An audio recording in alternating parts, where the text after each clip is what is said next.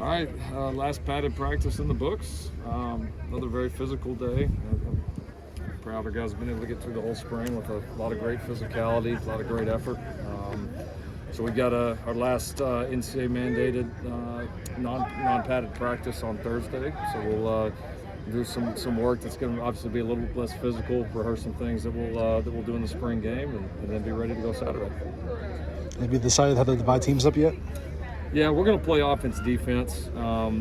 We just don't quite have enough bodies to go into two full squads. It's close, but you just don't want to get in too many situations where you lose one guy and then it turns into a little bit of a mess. So we're going to play a full half of football. Guys are going to get after it. So you'll see.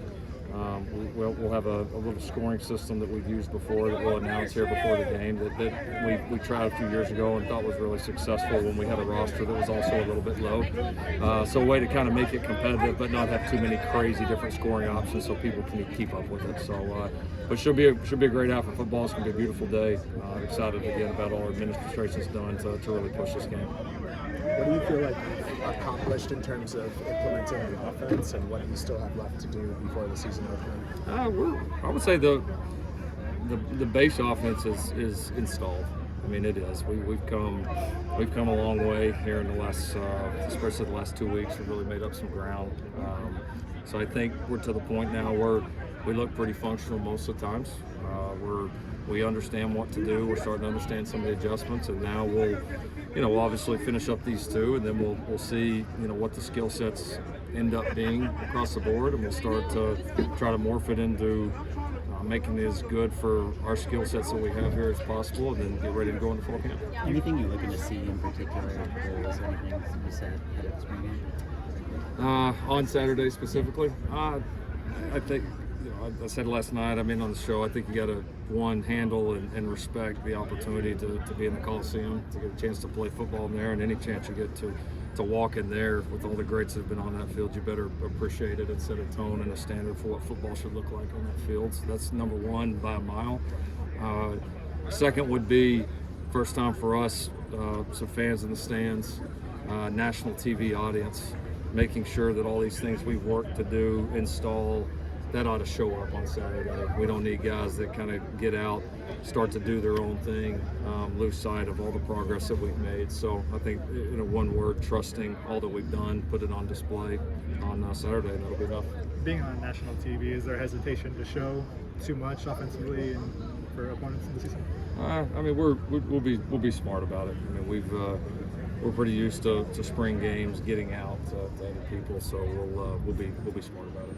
Any position groups in particular you're excited to kind of hone in on, watch closely in this game? Yeah, I'm excited to see the tight ends. I feel like they've made a little bit of a jump here in the last week or so. So hopefully they can certainly carry that over.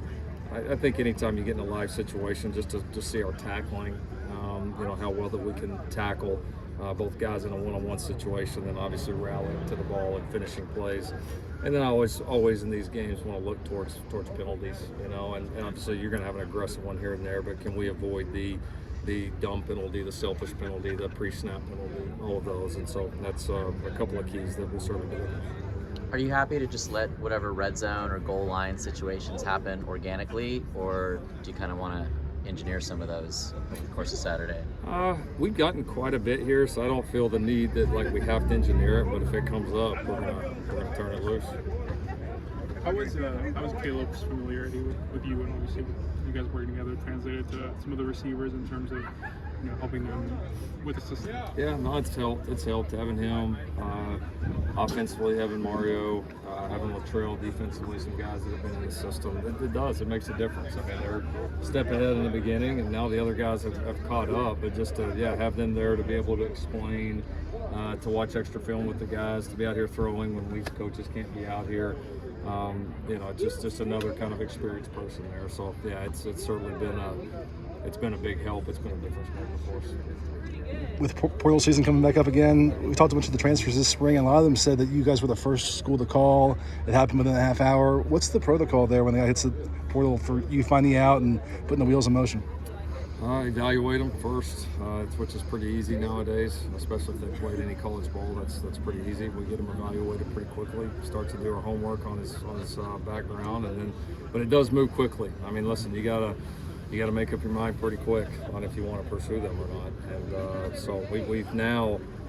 I hate to say we've kind of become pros at it. We've done it enough. So we kind of have our routine when a guy goes in of exactly who's responsible for what, kind of how it gets to each coach, how we evaluate not only the on the field, but the off the field, the academic situation, all of that, and then just trying to find guys that check all the boxes. So it's obviously going to be a pretty active time here for the next few weeks. Let's do one more. You mentioned midway through spring camp that this next stretch is kind of where the great teams separate themselves, average ones fall out. Have you kind of acknowledged, what is your assessment of the second half? We've not handled the second half like an average team. We haven't. Now, I mean, don't confuse that with there's not a long ways to go. There's a long ways to go, but I do feel like we have gotten a lot out of the spring. I'll come out and say it when I don't think we've had a good practice or when we haven't done well, but the guys have put a lot of effort and energy into this practice and into this practice period.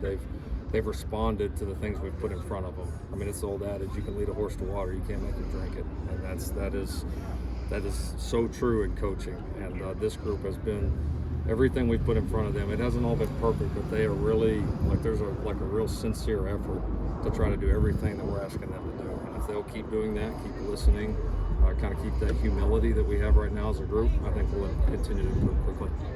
Thank you, Coach Riley. Thank